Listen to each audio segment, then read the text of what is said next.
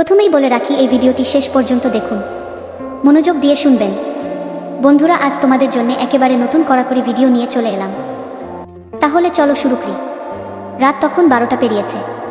শহরের সব কোলাহল নিস্তব্ধ হয়ে এসেছে। শুধু মাঝে মাঝে দূরে কুকুরের ডাক শোনা যায়। সেই রাতে একটা পুরনো বইয়ের দোকানের পেছনের ছোট্ট চায়ের দোকানে বসেছিল আরিয়ন। বয়স মাত্র 22, চোখে স্বপ্ন বিশ্বের সেরা গ্রাফিক ডিজাইনার হওয়ার। হোস্টেল থেকে পালিয়ে আসা, নিজের মতো করে বাঁচার চেষ্টা করা এক সাদামাটা ছেলে। তবে সেদিন রাতটা তার জীবনের মোড় ঘুরিয়ে দেবে সে জানত না। একটা কালো গাড়ি এসে থামলো রাস্তার পাশে। দরজা খুলে নামলো এক নারী। বয়স 35-এর কাছাকাছি হবে। সিল্কের মতো লম্বা চুল, ঠোঁটে লাল লিপস্টিক আর চোখে একটা অপার্থিব বিশাল। তার চলাফেরা, কথা বলার ভঙ্গি সব কিছুই যেন আগুনের মতো। চারপাশের আবহাওয়া যেন তার গন্ধে গরম হয়ে উঠল। এই দোকানে কফি পাবো? গলার স্বরটা ছিল গভীর, কোমল, তবু যেন ধোয়ার মতো রহস্যে মোড়া। আরিয়ন কিছুক্ষণ চুপ করে তাকিয়ে থাকলো। তার চোখ যেন সরতেই চায় না। হ্যাঁ, পাবেন। এই যে বসুন। আরিয়নের গলা কাঁপল। নারীটি বসলো, তারপর ধীরে ধীরে চোখ রাখলো আরিয়নের চোখে। তোমার নাম কি? আরিয়ন। আপনি নয়, তুমি বলতে পারো, নারীটি বলল। একটা হাসি দিলেন তিনি, তীব্র, বিষণ্ণ আর ভীষণ কামুক মহিলা। রাতটা তখনও ফুরোয়নি। আরিয়ান আর সেই নারী, নাম এখনো অজানা, চুপচাপ বসেছিল চায়ের দোকানে। চারদিকে নীরবতা, শুধু কাপে কাপে চুমুক আর চোখের গভীরে ডুবে যাওয়া। তুমি একা থাকো? হঠাৎ জিজ্ঞেস করলো নারীটি। হ্যাঁ, একা থাকতেই অভ্যস্ত, বলল আরিয়ান, গলায় একটা টান, যেন কষ্ট আছে অনেক। নারীটি হালকা হেসে বলল, একাকিত্ব বড় বিপজ্জনক। আরিয়ানের ভেতরটা কেঁপে উঠল। সে জানে সে আগুনে পা দিয়েছে, কিন্তু তবু কেন যেন পুড়ে যেতে ইচ্ছে করছে। তুমি নামটা বললে না? তবু আরিয়ান বলল। তুমি আমাকে নীলা বলো। সে জানে এটা তার আসল নাম নয়, তবু এই নামেই যেন তার শরীর বলছে, তার গন্ধে বাতাস ও জায়গাটা যেন আরও গরম হয়ে উঠেছে। রাত 12। চায়ের দোকান বন্ধ হয়ে যায়। নীলা বলে, চলো ড্রাইভে বেরোই।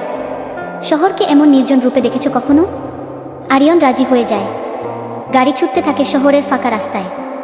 জানালার বাইরে বাতাসে চুল উঠছে, ভেতরে বাজে হালকা জ্যাজ মিউজিক। হঠাৎ নীলা তার হাতটা ধরে। ঠান্ডা কিন্তু স্পর্শে যেন আগুন লুকানো। তুমি জানো, আমি তোমার চেয়ে 13 বছরের বড়। তোমার জন্য আমি কি এক্সপায়ার হওয়া মেয়েদের তালিকায় একটা নাম মাত্র।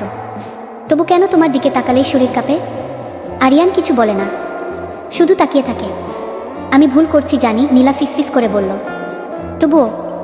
হঠাৎ সে আরিয়ানের দিকে ঝুঁকে পড়ে। তাদের ঠোঁট একসাথে জড়িয়ে যায়। একটা গভীর চুম্বন। না, এ শুধুই চুম্বন না, এ যেন বিষাক্ত, গভীর আর একরাশ অভিশাপের মতো। সেই চুম্বনের পর কিছুই আর আগের মতো থাকলো না। আরিয়ান তখনও জানত না এই চুম্বন তার জীবনের সবচেয়ে বড় ভুল হতে যাচ্ছে। চুম্বনের পর সময় যেন স্থির হয়ে গেছিল। গাড়ির কাছে জমে থাকা শিশিরের মতো সেই মুহূর্তটা জমেছিল আরিয়ানের মগজে। নীলার ঠোঁট থেকে যেন এখনো গায়ে আগুনের ছোঁয়া লাগছিল। তবে তার চোখে তখন এক অদ্ভুত শূন্যতা। তুমি বাসায় নিয়ে যাবে আমাকে? জিজ্ঞেস করল নীলা। গলায় তপ্ত কিন্তু কাপা কাপা সুর। আরিয়ান দ্বিধা করল। এক পলক ভাবল। সে মাথা নাড়ল। আরিয়ানের ছোট্ট অগোছালো ঘরে সেই রাত প্রথমবার কোনো নারীর স্পর্শ পড়ল। আর সে স্পর্শ যেন দখল নিল ঘরের বিছানায় আর তার শ্বাসেরও। নীলা ধীরে ধীরে। সে নিজের জামা খুলে বলল, তোমাকে আমার সবটা দিয়ে দিতে এসেছি, আর কিছু রাখার নেই গু। আরিয়ান কিছু বলতে পারল না। তার চোখে জল এসেছিল ভালো লাগায়। রাতটা ছিল অন্ধকার, কামনায় ভেজা আর ঘামে ভরপুর। সকালে ঘুম ভাঙল, কিন্তু নীলা পাশে নেই। টেবিলে একটা চিরকুট। আমি ফিরে আসব যদি তুমি আজ রাত 10টায় রিভার ব্যাংকে যাও। তবে একবার ভালো করে ভেবে নিও, আমি যা বয়ে এনেছি সেটা শুধু শরীর না, একটা অতীতের আগুন। তুমি কি সেই আগুনে পুড়তে রাজি? আরিয়ন চিরকুট হাতে নিয়ে কাঁপছে। রাত ঠিক 10টা। আরিয়ন দাঁড়িয়ে আছে রিভার ব্যাংকের ধারে। চারপাশে সুনসান নীরবতা, নদীর কালো জলে চাঁদের প্রতিবিম্ব, আর বুকের ভেতর এক অদ্ভুত উত্তেজনা, মিশ্রণ ভালোবাসা, ভয় আর কৌতূহলের। দূর থেকে ভেসে এলো তার পায়ে পড়া হাই হিলের টুকটুক শব্দ। নীলা, তুমি কে? নীলা, তুমি এসেছো, বলল সে হালকা হাসি ঠোঁটে রেখে। আজ তার পরনে ছিল কালো শাড়ি, খোলা চুল আর ঠোঁটে গাও লিপস্টিক। গলা কাঁপছে আরিয়নের। তুমি আমার জীবনটা এলোমেলো করে দিচ্ছ, কিন্তু আমি তবুও তোমাকে চাই। নীলা চুপ। কিছুক্ষণ চেয়ে রইল নদীর দিকে। তারপর ধীরে ধীরে বলল, আজ থেকে ঠিক 5 বছর আগে আমি একটা প্রেমে পড়েছিলাম। ছেলেটা আমার চেয়ে অনেক ছোট, ঠিক তোমার মতোই। সেই ছেলেকে আমি ভালোবেসেছিলাম নিজের সব দিয়ে। কিন্তু মাঝপথে সে আমাকে ছেড়ে চলে যায়। চোখে জল চিকচিক করছে, কিন্তু মুখটা যেন বরফ। সে আমাকে ব্যবহার করে চলে যায়। আমার শরীর, আমার টাকা, আমার সবটুকু চুষে নিয়ে হঠাৎ একদিন বিয়ে করে ফেলে এক ধনী মেয়েকে। আমি তখন ভেঙে পড়িনি, আমি তখন জ্বলতে শুরু করলাম গো। আরিয়নের গলা শুকিয়ে আসে। তখনই আমি প্রতিজ্ঞা করি আমি ওর মতো এক একটা ছেলেকে খুঁজে খুঁজে তার সবটুকু চুষে ধ্বংস করব।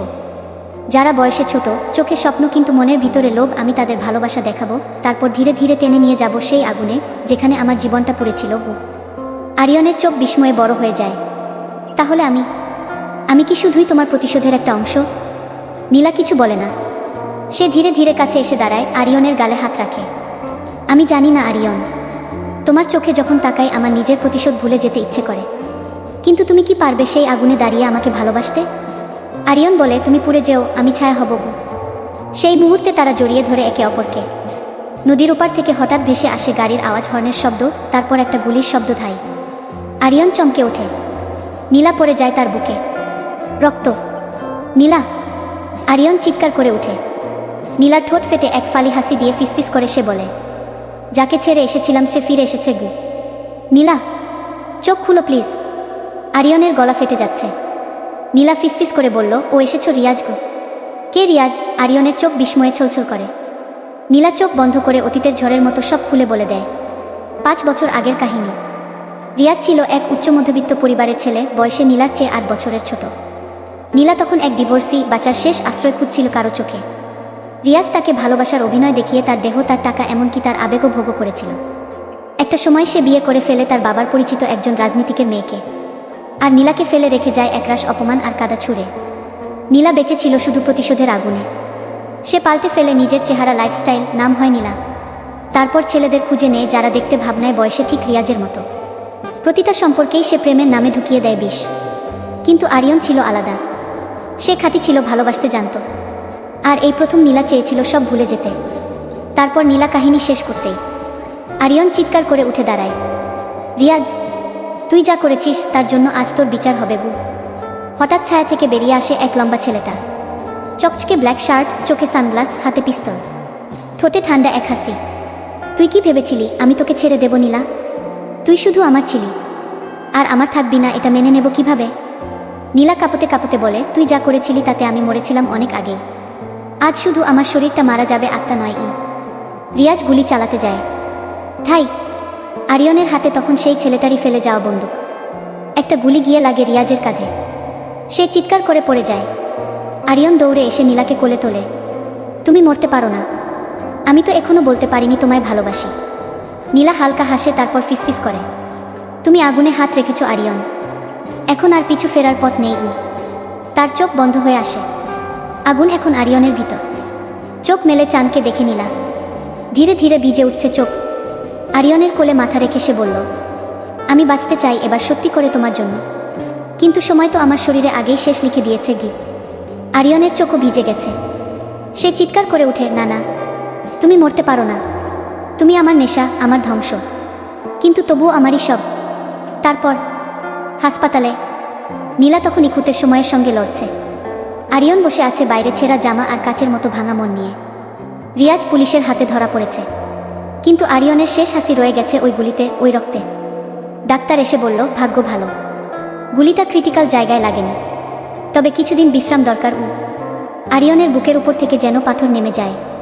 15 দিন পর নীলা এখন অনেকটা সুস্থ, ধীরে ধীরে হাঁটতে পারছে। আরিয়নের ফ্ল্যাটে তারা একসাথে। নীলা কিছুটা চুপচাপ হয়ে গেছে, যেন ভিতরে ভিতরে নিজের দুঃখপাপ ধুয়ে ফেলছে। আরিয়ন একদিন রাতে তার সামনে একটা খোলা ডায়েরি রাখে। এটা আমার, সে বলে। নীলা দেখে সেখানে আঁকা তাদের প্রথম দেখা, তাদের চুম্বন, রিভার ব্যাংক, আর সেই গুলির রাত্রি। শেষ পাতায় লেখা, তাকে আমি প্রথমে চেয়েছিলাম শুধু, পরে ভালোবেসে ফেললাম, আর এখন সে আমার ঈশ্বর। আমি তার জন্য সব করব, এমনকি যদি তার আগুনে আমাকে পুড়তে হয় আমি নিজেই তাতে ঘি ঢেলে দেব। নীলা কেঁদে ফেলে। তুমি জানো আমি কতটা বিষাক্ত? নীলা বলল, তোমার জীবনটা ধ্বংস হয়ে যাবে আমার সাথে। আরিয়ন এক পা এগিয়ে আসে। তার কণ্ঠ শান্ত কিন্তু শক্ত। আমার জীবন ততদিনই, জীবনে যতদিন তুমি আছো তার মধ্যে। নীলা কিছু বলতে পারে না, শুধু জড়িয়ে ধরে আরিয়নকে। সেই রাতে তারা প্রথমবার, নট শরীরের জন্য কিন্তু আত্মার জন্য এক হয়ে যায়। প্রেম, প্রতিশোধ, আগুন সব পেরিয়ে এসে একটা নতুন শুরু। কিন্তু সেদিন রাতের শেষে দরজার নিচ দিয়ে একটা খাম ঢুকিয়ে যায় কেউ। খামের ভেতর একটা ছবি। ছবিতে আরিয়ন। কেউ লাল কালিতে লিখে রেখেছে, তুমি পরবর্তী। সকালে নীলা বানিয়ে এনেছে কফি। আরিয়ন জানালা দিয়ে তাকিয়ে ঠোঁটে হালকা হাসি দিল।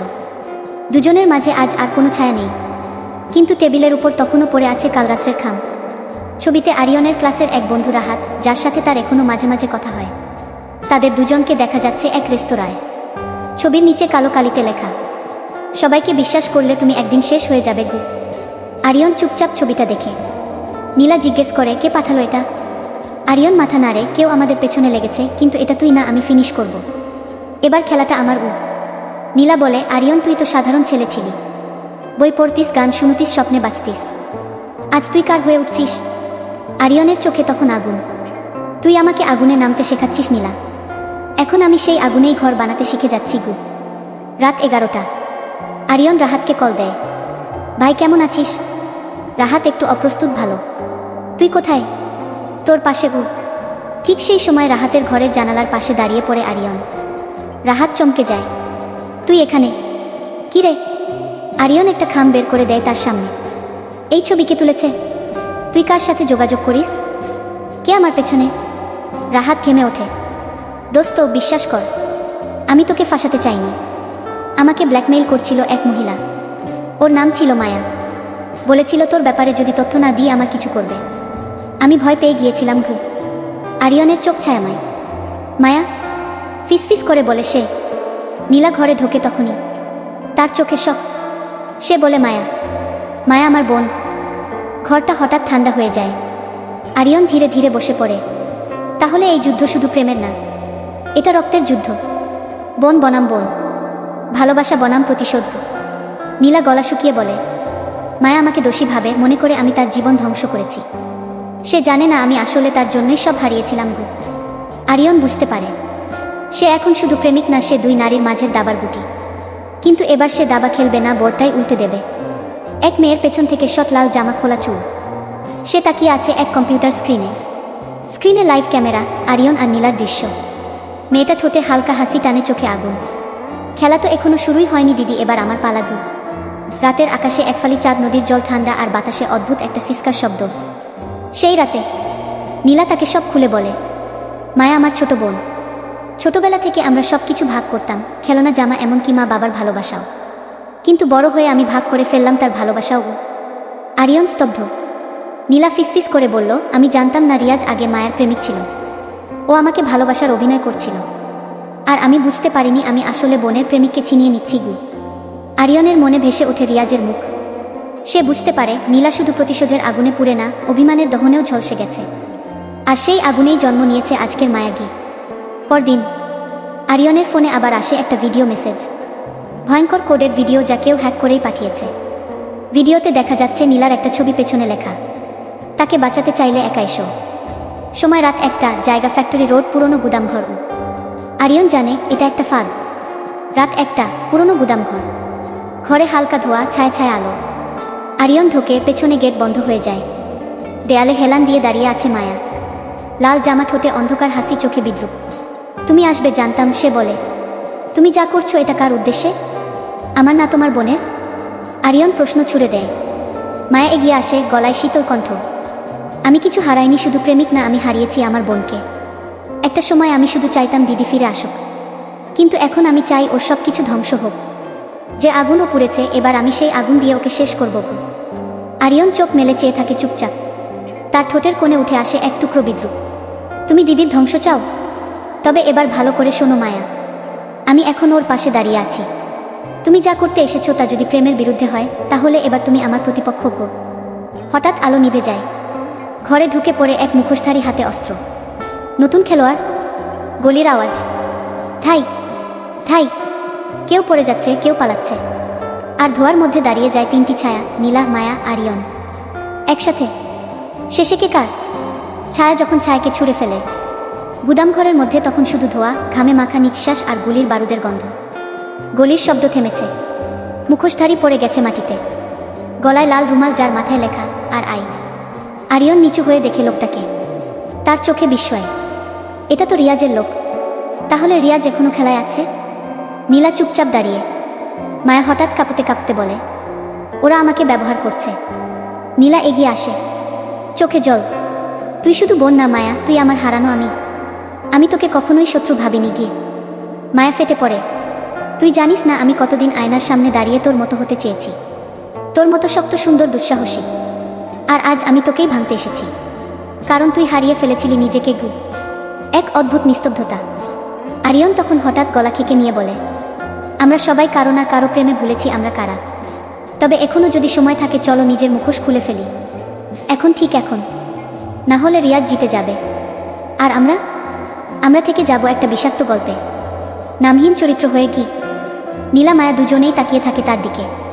দুজনের চোখে ভিজে ওঠে সেই আগুন যার রং এবার লাল না হালকা নীল, ক্ষমার মতো। হঠাৎ একটা বিস্ফোরণ, পুরো গুদাম কেঁপে ওঠে। দেয়ালে তখন লাল কালিতে লেখা এক লাইন, যুদ্ধের শেষে কেউ জিতে না, সবাই পুড়ে যায়। আরিয়ন তৎক্ষণাৎ দুই বোনকে নিয়ে জানালা ভেঙে বেরিয়ে পড়ে। তিনজন একটা পাহাড়ের কিনারায় দাঁড়িয়ে, পেছনে সূর্য ডুবে যাচ্ছে। নীলা বলে, এখান থেকে যদি আবার শুরু করি আরিয়ন, কোনো খুন, কোনো রক্ত, কোনো ছায়া ছাড়া। আরিয়ন হাসে, তবে তোমায় আগে একটা প্রশ্নের উত্তর দিতে হবে গু। নীলা চমকে যায়, কি প্রশ্ন? আরিয়নের ঠোঁটে রহস্যময় হাসি। রিয়াজ এখন কোথায়? মায়া আর নীলা একে অপরের দিকে তাকায়, কিন্তু উত্তর কেউ জানে না। সে রিয়াজ, মৃত ঘোষিত কিন্তু জীবিতর থেকেও ভয়ঙ্কর হয়ে ফিরে এসেছে। অন্যদিকে আরিয়ন, নীলা, মায়া একটা পাহাড়ি এলাকায় আশ্রয় নিয়েছে।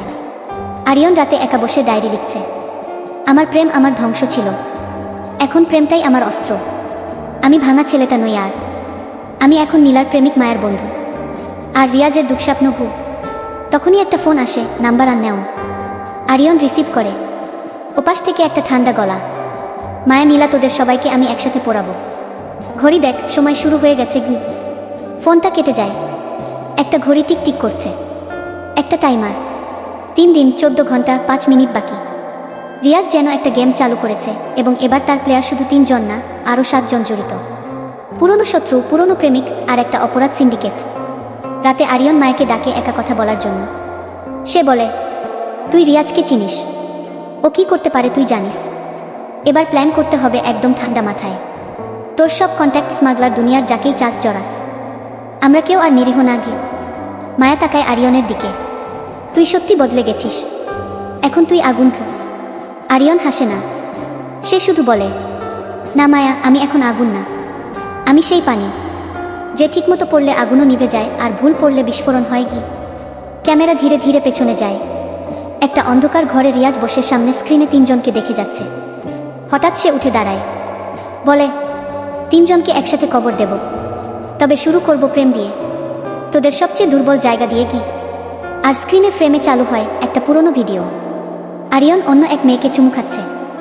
সময় 1 বছর আগে, ভোরে। নীলা চোখ মেলে দেখে আরিয়ন বারান্দায় দাঁড়িয়ে আকাশের দিকে তাকিয়ে। তার চোখে যেন বিষাদের ছায়া, বুকের গভীরে কিছু লুকানো। নীলা ধীরে কাছে গিয়ে বলে, কি ভাবছ? আরিয়ন মুচকি হেসে বলে, সবটা ঠিক থাকলে আজ আমরা খুব সাধারণ জীবন কাটাতাম। হয়তো কোনো কফিশপে বসে থাকতাম, গল্প করতাম, ঝগড়া করতাম, প্রেম করতাম। কিন্তু রিয়াজ আমাদের কল্পনাকে নরকে নামিয়ে এনেছে। কি নীলা ওর হাতে হাত রাখে।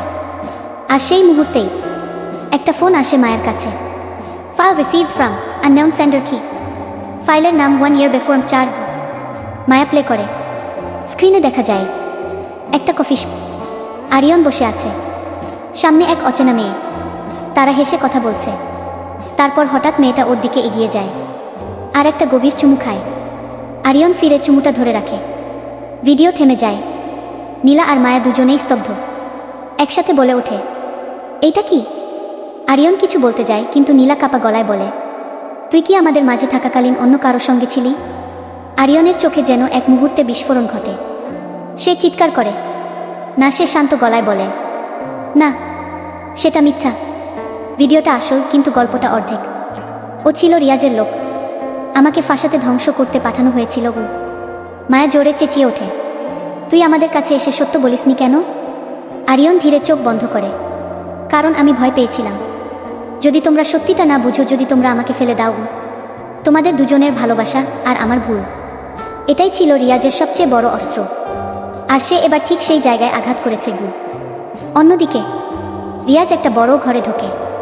ঘরে বসে এক নতুন মেয়ে, দেখতেও চেনা চেনা। মেয়েটি হেসে বলে, আমি তোকে বলেছিলাম এক চুমুই যথেষ্ট। আরিয়নের প্রেম ভেঙে গেছে? রিয়াজ হেসে বলে, না, শুধু প্রেম না, এবার ওর আত্মবিশ্বাসটাও ভেঙে পড়বে। এবার আমি ওকে ওর নিজের মধ্যেই হারিয়ে ফেলব। ফ্ল্যাশব্যাক 1 বছর আগে। ওই মেয়েটির নাম সারা, রিয়াজের সাবেক প্রেমিকা। সে এখন রিয়াজের হয়ে মনস্তাত্ত্বিক খেলোয়াড়। রিয়াজ আর সারা একসাথে প্ল্যান করেছে আরিয়নকে মানসিকভাবে শেষ করতে হবে।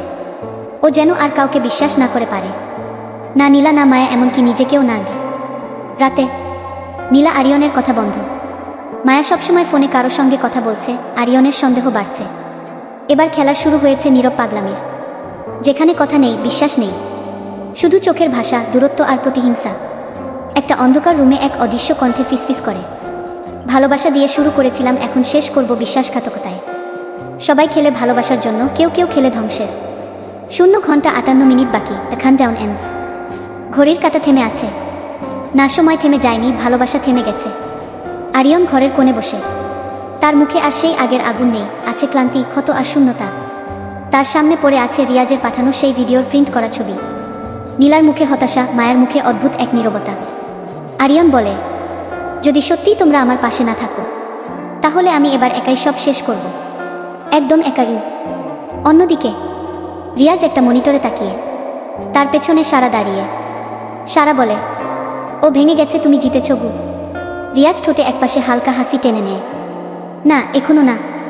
ওকে এমন একটা জায়গায় নিতে হবে যেখান থেকে ফেরার পথই থাকবে না। গভীর রাত। আরিয়নের মোবাইলে একটা নোটিফিকেশন আসে, final location sent, Eden Hills mansion গু। সাথে একটা ম্যাপ, টাইম 12টা টনাইট। আরিয়ন আর 1 সেকেন্ডও অপেক্ষা করে না, সে বেরিয়ে পড়ে। এইবার সে আর কারো কথা শুনবে না, না নীলা, না মায়া, না নিজের হৃদয়েরও। ইডেন হিলস ম্যানশন, পুরনো ভুতুরে এক ভিলা, 3 দিক ঘিরে অরণ্য আর একপাশে গভীর খাদ। আরিয়ন সেখানে ঢুকতেই চারপাশের বাতিগুলো জ্বলে ওঠে। একটা স্ক্রিন অন হয়, রিয়াজের মুখ। Welcome to the final chapter my friend. Ariyan দাঁড়িয়ে শোনে, চোয়াল শক্ত করে। রিয়াজ বলে, তুই যখন আমার প্রেমিকাকে নিয়ে ঘুরতিস, আমি তোদের চলাচল নজরে রাখতাম। তুই ভাবছিস সারা ছিল তো? না রে ভাই, সারা আমার হাড্ডির মাংস। ও তোকে যেটা দিয়েছে সেটা শুধু চুমু না, ও তোকে ভিতর থেকে শেষ করে দিয়েছে গি। আরিয়নের চোখ ছানা বড়া। কি বলতে চাইছিস? রিয়াজ হেসে ফেলে। সারার লিপস্টিকে ছিল এক বিশেষ ন্যানো ট্র্যাকিং চিপ। তুই যতদিন ওর ঠোঁট ছুঁয়েছিলি, আমি তোর চলাফেরা ট্র্যাক করছিলাম। তুই নিজের মৃত্যুকে নিজের ঠোঁটে নিয়েছিলি। ঠিক তখনই একটা ছায়া এসে পড়ে পেছন থেকে। নীলা, সে বলল, তবে এবার খেলাটা তোরও বোঝা উচিত রিয়াজ গু। রিয়াজ চমকে ওঠে। স্ক্রিনে মায়ের মুখও দেখা যায়। মায়া বলে, সারা এখন আমাদের পক্ষে কাজ করছে। ও আসলে রিয়াজের বিরুদ্ধে প্রমাণ জোগাড় করতে চেয়েছিল। তুই যাকে নিজের অস্ত্র ভেবেছিলি, সেই এখন তোর ঘাড়ের ছুরি গু। সারা হঠাৎ রিয়াজের ঘাড়ে পেছন থেকে ছুরি ধরে, বলে, একটা ভুল করে তোর প্রেমে পড়েছিলাম, আর এবার ঠিক করছি তোকে শেষ করে নতুন করে বাঁচব। রিয়াজ মেঝেতে পড়ে, হাত রক্তে ভিজে। আরিয়ন তার সামনে দাঁড়িয়ে। রিয়াজ কাপা গলায় বলে, আমি যা করেছিলাম সেটা শুধু প্রতিশোধ না। তুই যা ভেবেছিলি প্রেম, ওটা ছিল একটা কাজ দিয়ে বানানো আয়না গি। আরিয়ন নিচু হয়ে ফিসফিস করে বলে, তবে আয়না এখন ভেঙে গেছে, আর এবার আমি নিজের মুখটাই বদলে ফেলেছি গু। তবে যেখানে আগুন নেবে সেখানে ছায়া জন্ম নেয় গি। দুবাই, রাত 2টা। একটা বিলাসবহুল ইয়াট ভাসছে পার্সিয়ান গালফে। পার্টি চলছে, মিউজিক, লাইট, চকচকে মুখ, আর মাঝখানে বসে এক মহিলা সাদা সুটে। তার ঠোঁটে এক টুকরো ঠান্ডা হাসি, চোখে আগুন। তার নাম নীলা রায়। হ্যাঁ, সেই পুরনো নীলা, কিন্তু এখন সে একজন ইন্টারন্যাশনাল আর্মস ডিলার। তার কোডনেম ভেপারকে। তার পাশে বসে এক যুবক, গ্লাসে হুইস্কি, চোখে এক ধরনের হতাশা, তবুও তীক্ষ্ণ বুদ্ধি। নাম আয়ন। চেহারায় অনেকটা আরিয়নের মতো, কিন্তু ঠান্ডা হিসেবেই। একটা নিউজ হেডলাইন স্ক্রিনে ভেসে ওঠে, Bangladeshi hacker group Black Ashes claims attack on আনসেটেলাইটকে। মূল সন্দেহভাজন অজ্ঞাত যুবক, কোডনেম ঘোস্ট ওয়েগি। নীলা স্ক্রিনের দিকে তাকিয়ে শুধু একটা কথা বলে, সে ফিরে এসেছে গু। পেছনে একটা রুমের দেয়ালে ঝুলছে একটা ছবি। ছবিটা অনেক পুরনো। আরিয়ন, নীলা, মায়া, 3 জনেই হাসছে। নীলার চোখে জল জমে, কিন্তু সে চোখ মুছে নেয়। এইবার যদি সে ফিরে এসে থাকে, আমি ওকে শেষ করব নিজের হাতে গু। ইতালি, রোম, সিসিলি মাফিয়া কনফারেন্সে একটা অন্ধকার টেবিলের চারপাশে বিশ্বের ভয়ঙ্কর অপরাধীদের বৈঠক। তাদের সামনে আসে এক যুবক, হুডি পরা, মুখ অর্ধেক ঢাকা। সে বলে, তোমাদের কাছে তথ্য আছে, অস্ত্র আছে, আমার কাছে আছে ভয়ও। তার নাম ঘোস্ট। আর কেউ জানে না এটাই আরিয়ন ফিরে এসেছে এক অন্য রূপে। একটা ডায়েরি খুলে লেখা হচ্ছে, নীলা, তুমি এখন অপরাধে ডুবে গেছো। আমি এখন আগুন না, ছায়া। এবার তোমাকে বাঁচাতে নয়, শেষ করতে এসেছি। গোস্টার। সব কিছু পড়ে না, কিছু জিনিস নিঃশব্দে ভস্ম হয়ে যায়। স্থান সিসিলি, ইতালি। রাত 3টা। একটা পুরনো ক্যাথেড্রালের নিচে গোপন ঘর। হোস্ট ও আরিয়ন দাঁড়িয়ে আছে এক বিশাল স্ক্রিনের সামনে। প্রজেক্টর চলছে। স্ক্রিনে ভেসে উঠছে এক নারীর data file. Code name Vapour, real name Nila Roy, status high risk arms dealer, last seen Dubai port. Aryan ফিসফিস করে বলে, নীলা, তুই যেটা হতে পারতি ভালোবাসা, বিশ্বাস, তুই সেটা ভুলে গেছিস। এবার আমি তোর ভুল মনে করিয়ে দেব। কাট টু দুবাই, ভোর 5টা। নীলা গাড়ি করে মরুভূমির দিকে যাচ্ছে। পাশে বসে আয়ন। দুজনের মাঝে অদৃশ্য এক দেয়াল। আয়ন হঠাৎ বলে, তুমি জানো ঘোস্ট কে? নীলা একটু চুপ থেকে বলে, আমি ওকে খুব ভালো করে জানতাম, আর ওকে আমি নিজের হাতে মেরে ফেলেছিলাম ভালোবাসার নামে। কি? আয়ন তাকিয়ে থাকে, কিছু বলে না, শুধু একটা অ্যাস্প তার পকেট থেকে বের করে দেয়। এই ফাইলটা তুমি দেখো, তারপর বলো ও আসলে কে? নীলা ফাইল নেয়, চালায়। স্ক্রিনে একটা স্লো মোশন ভিডিও। ঘোস্ট ঢুকছে অন স্যাটেলাইট রুমে, কোড ব্রেক করছে, আর শেষে ক্যামেরার দিকে একবার তাকিয়ে হেসে ওঠে। সেই হাসিটা, সেই চোখ, সেই ঠোঁটের কোণা। নীলার হাত কেঁপে ওঠে। এটা তো। তার ঠোঁট থেকে নামটা বেরোয় না। আয়ন কেবল বলে, he is back, and this time not for you, but to destroy everything you become. Meanwhile, flashback, Ghost was head out. Aryan একটা দেয়ালে পিন দিয়ে সাজাচ্ছে নোট ছবি ম্যাপ। সেন্ট্রাল টার্গেট নীলা, কিন্তু ডান দিকের কর্নারে একটা ছোট্ট ছবি, মায়া। আরিয়ন হাত বুলিয়ে দেয় ছবিটার উপর দিয়ে। তুই কোথায় আছিস মায়া? তুই একমাত্র মানুষ যে জানিস আমি কে, আর আমি কি হতে পারি। মরুভূমির মধ্যখানে এক বিস্ফোরণ। ঘোস্ট ড্রোন দিয়ে আক্রমণ করে ভেপারের ট্রাক কনভয়। সবাই চারদিকে ছুটছে। নীলা গাড়ি থেকে বেরিয়ে হাঁপাচ্ছে। অন্ধকারে কোথাও এক গলা শোনা যায়, নীলা, এবার আমি তোর মতো খেলব। তুই যদি আগুন হয়ে থাকিস, তাহলে আমি ছায়ার আগুন হব। নীলা চিৎকার করে, আরিয়ন, কিন্তু কোনো উত্তর নেই। শুধু মরুভূমির হাওয়ায় ভেসে আসে এক সিগন্যাল টোন, রেজারেকশন ইনিশিয়েটেড। স্থান কুয়েত, একটি পরিত্যক্ত ডেজার্ট সেফ হাউস। ঘোস্ট ও আরিয়ন এখন আর আগের মতো আবেগী নয়। সে এখন একটা অপারেশন চালাচ্ছে যার নাম প্রজেক্ট ডাস্ট ফায়ার। এই মিশন যদি সফল হয়, তাহলে নীলা, আয়ন এবং ভেপার চক্র পুরোপুরি উড়িয়ে যাবে বিশ্ব অপরাধের মানচিত্র থেকে। আরিয়ন গোপন ঘরে দাঁড়িয়ে, তার পেছনে দাঁড়িয়ে এক মহিলা, হুডি পরে, মুখ ঢাকা। সে বলে, তুই জানিস আমি ফিরে আসব। আরিয়ন ঘুরে দাঁড়ায়, চোখ স্থির। মায়া? হ্যাঁ, সে ফিরে এসেছে। ফ্ল্যাশব্যাক, 2 বছর আগের শেষ দেখা। নীলা আর মায়া দাঁড়িয়ে ছিল একটা ব্রিজের উপর। নীলা বলেছিল, ওকে ভুলে যা, ও তোর মতো কারো জন্য না, ও আমার ছিল, আছে, থাকবে। মায়ার চোখে জল। সে বলেছিল, ভালোবাসা যদি অপরাধ হয়, তাহলে আমি সেই অপরাধে জেল খাটতে রাজি। কিন্তু বিশ্বাসঘাতকতাকে আমি ক্ষমা করি না নীলা। সেই রাতে মায়া উধাও হয়ে যায়, আর সবাই ভাবে সে আত্মহত্যা করেছে। বর্তমানে মায়া আরিয়নের সামনে দাঁড়িয়ে, তার ঠোঁটে এক কঠিন হাসি। আমি মরিনি, আমি বেঁচেছিলাম, কারণ তুই বেঁচে আছিস জানতাম, এবং আমি জানতাম তুই একদিন ফিরবি সেই আগুন নিয়ে। আরিয়ন মাথা নিচু করে বলে, কিন্তু মায়া, এখন আমি তো আর সেই মানুষটা নেই। মায়া এক পা এগিয়ে যায়, চিবিয়ে চিবিয়ে বলে, তুই এখন অনেক বেশি। তুই এখন সেই আগুন যেটা শীতল ছায়ার ভিতর থেকে জ্বলে ওঠে। চল সব শেষ করে আসি একসাথে। Meanwhile, Dubai, vapour secret lab. Ion secret file unlock করে। একটা ছবির উপর থেমে যায় সে। ছবিটা ঘোস্ট ও আর মায়া একসাথে দাঁড়িয়ে, সময় মাত্র 24 ঘন্টা আগের। নীলা ঘরে ঢুকে দেখে আয়ন চুপচাপ। সে জিজ্ঞাসা করে, কি দেখলে? আয়ন উত্তর দেয় না, শুধু বলে, তুমি অনেক কিছু লুকিয়েছ নীলা, কিন্তু এবার সত্যি বেরোবে। হোস্ট একা, ওর পাশে এখন ব্ল্যাক লেলি আছে। নীলা স্তব্ধ, তার মুখ ফ্যাকাশে, তার ঠোঁট কাঁপে। মায়া কি? Operation dust fire begins. Ghost ও আর মায়া একটা স্যাটেলাইট হ্যাক করে। ভেপার ও আয়নের অস্ত্র কার্গোর লোকেশন ছড়িয়ে দেয় গোটা ইন্টারপোলে। অস্ত্র কার্গো বাজেয়াপ্ত, $120 কোটি লস। নীলার হাতে ফোন বেজে ওঠে। গেম অন কি ঘোস্টার? নীলা দাঁড়িয়ে যায় আয়নার সামনে। এবার শুরু হলো শেষ যুদ্ধ, এবং এবার আমি আরিয়নকে মেরে নয়, ভেতর থেকে পুড়িয়ে ফেলব। The stage is set. Ghost or Black Lily Maya. Viz. Vapor Neela the Shadow Broker Iron. This time, love is not the fool. Revenge is. স্থানে জর্ডান, মরুভূমির মাঝখানে একটি গোপন ঘাঁটি। মায়া দাঁড়িয়ে আছে এক বালির টিলায়, তার চোখে সানগ্লাস, কানে ব্লুটুথ কমস। ঘোস্ট পাশে দাঁড়িয়ে। দুজনের মাঝখানে একটা পুরনো ছবি, যেখানে তারা তিনজন একসাথে হাসছিল। গস্ট বলে, তুই আসলে কখনো ক্ষমা করনি, তাই তো? মায়া, ক্ষমা আমি করেছিলাম, কিন্তু ভুলে যাইনি। তুই যদি ফিরে এসে আগুন হয়ে থাকিস, তাহলে আমি সেই আগুনের আগুন। ফ্ল্যাশব্যাক 5 বছর আগের এক গোপন প্রজেক্ট। মায়া কাজ করত এক সাইকোলজিক্যাল হ্যাকিং প্রজেক্টে, যার নাম ছিল প্রজেক্ট হার্টব্রেকার। এই প্রজেক্টে মহিলাদের প্রশিক্ষণ দেওয়া হতো কিভাবে পুরুষদের মেন্টাল ট্রিগার ধরে তাদের ব্রেইন কোড ক্র্যাক করে তথ্য অ্যাক্সেস বা সিক্রেট বের করা যায়। তখনই মায়া জানতে পারে নীলা ও আয়ন এই প্রজেক্টে ফান্ডিং করত, আর আরিয়ন ছিল তাদের প্রথম টেস্ট সাবজেক্ট। হ্যাঁ, আরিয়নের সাথে নীলার সম্পর্ক ছিল একটা এক্সপেরিমেন্ট।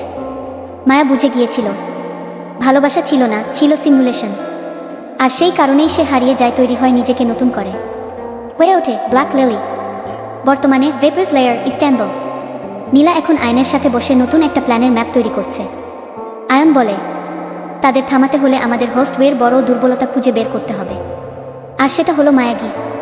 নীলা চোখ শুরু করে বলে, তাকে ভালোবাসে বলে না, তাকে নিজের অপরাধবোধের প্রতিচ্ছবি ভাবে গু। তুই যদি একটা আয়না ভাঙিস, তাহলে তার টুকরো দিয়ে কাউকে কেটে ফেলা যায়। হ্যাকিং রুম, মায়া ও আরিয়নের প্ল্যান। গস্ট ওর ম্যাপে দেখায় ওরা ডেডলিংক অপারেশন শুরু করতে যাচ্ছে। সেটা সফল হলে পুরো পূর্ব ইউরোপের অস্ত্র পাচার নেটওয়ার্ক ওদের হাতে চলে যাবে। মায়া বলে, তাহলে ওদের নিষ্প জালেই জড়িয়ে ফেলি। আমি নীলাকে সরাসরি একটা মেসেজ পাঠাবো, আমার পরিচয় ফাঁস করে। আরিয়ন থমকে যায়। তুই জানিস না এটা কত বিপজ্জনক? মায়া হেসে ফেলে, ভয় আর ভালোবাসা দুটোই আমি পেছনে ফেলে এসেছি। এবার শুধু খেলাটা খেলবো, জিতে নেব সব। ভেপার এর হাতে একটি চিঠি পৌঁছায়। চিঠিতে লেখা, নীলা, আমি মরে যাইনি, আমি বেঁচেছি তোমার তৈরি করা প্রতিটা ছায়ায়। এবার আমি তোর ছায়া নয়, তোর ভয় হব। মায়া ব্ল্যাক লিলি। নীলা বলে, তাহলে ফিরে এসেছিস? ঠিক আছে মায়া, এইবার শুধু আগুন নয়, তোর জন্য আমি নরক নামিয়ে আনব। যখন আয়নায় নিজের ছায়াও ভয় লাগে, তখন বুঝতে হবে বিশ্বাস ভেঙে গেছে। স্থান মস্কো, ভেপারের গোপন আর্কাইভ ঘর। নীলা একা দাঁড়িয়ে, একটা পুরনো ফাইল হাতে। ফাইল খুললেই ভেতর থেকে বেরিয়ে আসে এক ছবি। ছবিতে 3 জন মানুষ, একজন পুরুষ চশমা সরকারি অফিসারের ইউনিফর্মে, একজন মহিলা নার্সের পোশাকে, আর মাঝখানে ছোট্ট এক ছেলে, চোখে দুনিয়ার জন্য রাগ, মনে ভয়। নীলা ফাইলের নিচে লেখাটা পড়ে। সাবজেক্ট, এরিয়ান ওয়াহম্যান, son of Riyaw Rahman, former intelligence officer executed. Murder, Anjana Wahman missing since 2010। নীলা ফিসফিস করে, তোর আগুনের শুরু এখান থেকে কি? সে হাসে, তোর মূল উৎপাটন আমি ভিতর থেকে শুরু করব আরিয়নকে। মিনওয়াইল, রিসেক Ghost were hide out. Ghost ও আর মায়া একটা টেবিলের 2 পাশে বসে। মায়া কফি মগে হাত রেখে বলে, তুই আসলে জানিস না তোর পাশে কি আছে, তাই তো? হোস্ট ওর চোখ নিচু করে থাকে। মায়া বলে, তোর বাবাকে ট্রেইটর হিসেবে ফ্রেম করেছিল কে জানিস? ভেপার। আরিয়নের চোখ লাল হয়ে ওঠে। সে আমার বাবা মাকে কেড়ে নিয়েছে, আমার জীবন শেষ করেছে। এবার আমি ওর সব কিছু ছিনিয়ে নেব। আয়ন গোপনে মায়ের অতীত খুঁজে বের করতে একজন রাশিয়ান হ্যাকারকে টাকা দিয়ে এনেছে। তার হাতে উঠে আসে একটা video file. Project Heartbreaker, subject Lily act 3। ভিডিওতে দেখা যায় মায়া ঘুমন্ত আরিয়নের সামনে বসে মনিটরে টাইপ করছে, তার পাসওয়ার্ড হ্যাক করে। আয়ন হেসে বলে, তাদের বন্ধনটাই ওদের সবচেয়ে বড় দুর্বলতা। তাদের ভরসাকেই আমি বিষ করে দেব। গস্ট ওয়ের সামনে সেই ভিডিও। আরিয়ন নিঃশব্দে দেখে। মায়া তার ইমোশন ট্র্যাক করে, মেসেজ পড়ে, ব্ল্যাকমেইল করে প্রজেক্ট হার্টব্রেকার এর অংশ হিসেবে। তার মুখ ধীরে ধীরে ফ্যাকাশে হয়ে যায়। মায়া পাশে এসে দাঁড়ায়। আমি জানি আমি ভুল করেছিলাম, কিন্তু সেই মায়া আমি ছিলাম না। আজ যে দাঁড়িয়ে আছে সে তোর জন্য সব কিছু ছেড়ে দিয়েছে। গস্ট বলে, কিন্তু তুই বিশ্বাসের আয়না ভেঙেছিস মায়া। আর জানিস তো, একবার যখন আয়না ভাঙে, ছবি আর আগের মতো হয় না। ভেপারের সিগন্যাল আসে। গস্ট রেড ট্রাস্ট ভেঙে গেছে। Mission lily failed.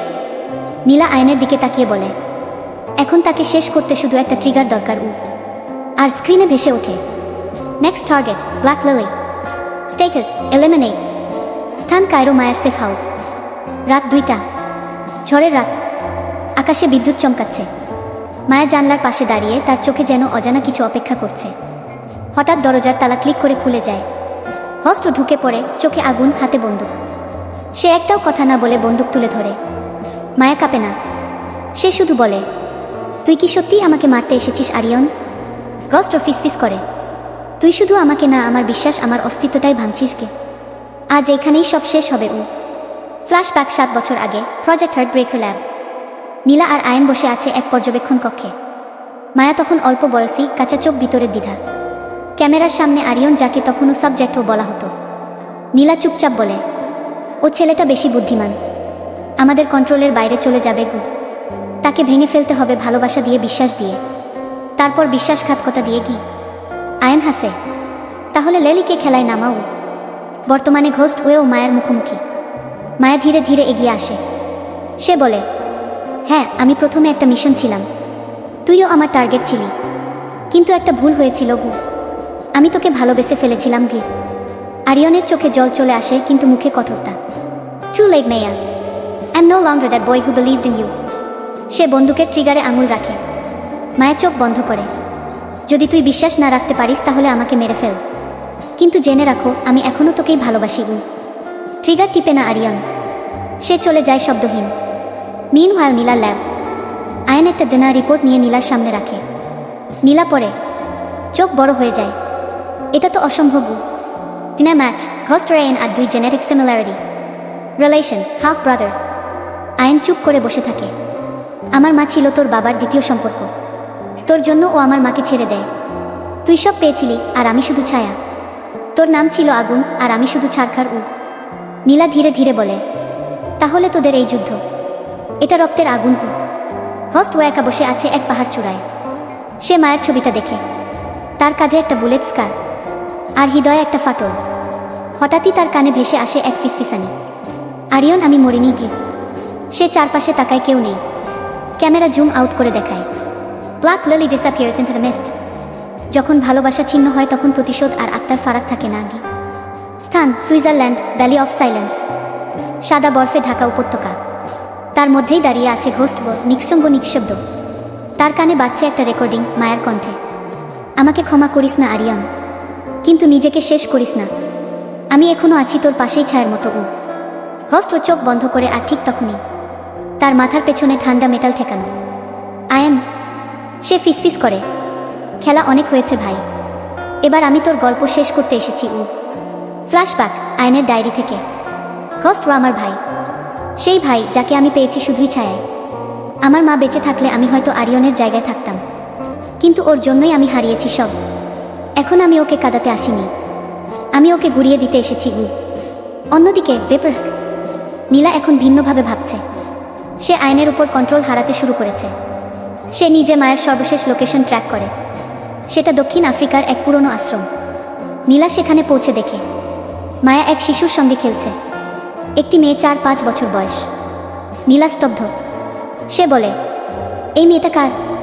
মায়া শান্তভাবে উত্তর দেয়, ঘোস্ট রের উ। তোর তৈরি করা আগুনে একটা জীবন জন্ম নিয়েছে গি। নীলা চিৎকার করে উঠে, তুই ভাবিস এই মেয়েকে বাঁচাত দিব? ঘোস্ট ও তোকে মারতে পারল না, কিন্তু আমি পারবো গো। সে বন্দুক তোলে। ঠিক তখনই ঘোস্ট ও আয়ন মুখোমুখি। আয়ন গুলি চালায়, ঘোস্ট ও ডজ করে। দুজনের মধ্যে এক ভয়ঙ্কর মারামারি হয়, যেখানে একটা মুহূর্তে আয়ন আরিয়নের মুখে পাঞ্চ মারে আর বলে, তুই মায়ের কোলে ঘুমিয়েছিস আর আমি লাশঘরের পাশে কাটিয়েছি। তোর চোখে প্রেম ছিল, আমার চোখে আগুন গো। ঘোস্ট ও থেমে যায়, তার ঠোঁট কাঁপে। তুই আমার ভাই, তাই আজ তোকে আমি মারব না, কিন্তু তুই যদি মায়া বা আমার মেয়ের দিকে তাকাস, আমি নিজেই তোকে সেই আগুনে ফেলে দেব যা তুই এতদিন জ্বালিয়ে রেখেছিস গু। ভাঙা মন, জ্বলন্ত চোখ। নীলা মায়ের দিকে বন্দুক তাক করে আছে। ঠিক তখনই গুলি, কিন্তু কেউ একজন ঝাঁপিয়ে পড়ে আয়ন। সে মায়াকে বাঁচায়। মায়া চিৎকার করে, তুই কেন? আয়ন রক্তাক্ত হয়ে ফিসফিস করে বলে, কারণ সে আমার ভাই, আর তুই ওর হৃদয়। শেষ খেলা শুরু। যে আগুন একসময় পথ দেখাতো, আজ সেই আগুনেই শহর পূর্বে কি। স্থান, ব্রাসেলস, ভেপারের হেডকোয়ার্টার, দ্য আয়রন রোজ। নীলা এখন আর নিছক একজন অপারেটর নয়, সে পুরো ইউরোপিয়ান আন্ডারওয়ার্ল্ডের রানী। তার সামনে বসে আছে ইউনের এক সাবেক জেনারেল, একজন মিলিটারি হ্যাকার আর 2 জন অস্ত্র ডিলার। নীলা ঠান্ডা গলায় বলে, এই পৃথিবী আগুন দিয়ে চলে, আর আজ আমি সেই আগুনের মালিকও। ঠিক তখনই এক স্ক্রিন ভেসে ওঠে, ঘোস্টার লাইভ ব্রডকাস্টে। সে বলে, এই মহিলার আসল নাম নীলা ঘোষ। সে একসময় নেডার সাইকোলজিক্যাল অপারেশনসে কাজ করত। তার ফেক অ্যাকাউন্টে পাওয়া গেছে লক্ষ লক্ষ ডলার, যা অস্ত্র পাচার ও বায়োটেক এক্সপেরিমেন্ট থেকে এসেছে গিয়ে। ঘর হিম হয়ে যায়। জেনারেল উঠে দাঁড়িয়ে বলে, নীলা, এটা কি সত্যি? নীলা হাসে। ঘস্ট, তুই আগুন খেলছিস, এবার ছাড়খাড় হবি। অন্যদিকে আয়ন রিকভারি রুম থেকে চোখ মেলে মায়া পাশে বসে কাপা কাপা হাতে তার গজ খুলছে। আয়ন ফিসফিস করে, তুই মা হয়ে গেছিস গু। আমি তো সব শেষ করতে চেয়েছিলাম, অথচ তুই জীবন দিয়েছিস গু। মায়া বলে, ভালোবাসা সবসময় গুলি দিয়ে মারা যায় না আয়ন, কখনো কখনো সেটা একটা শিশুর হাসিতেও জিতে যায়। মিশন ব্ল্যাক ওয়েঙ্কু ঘোস্ট ওয়েও মায়ের ফাইনাল প্ল্যান।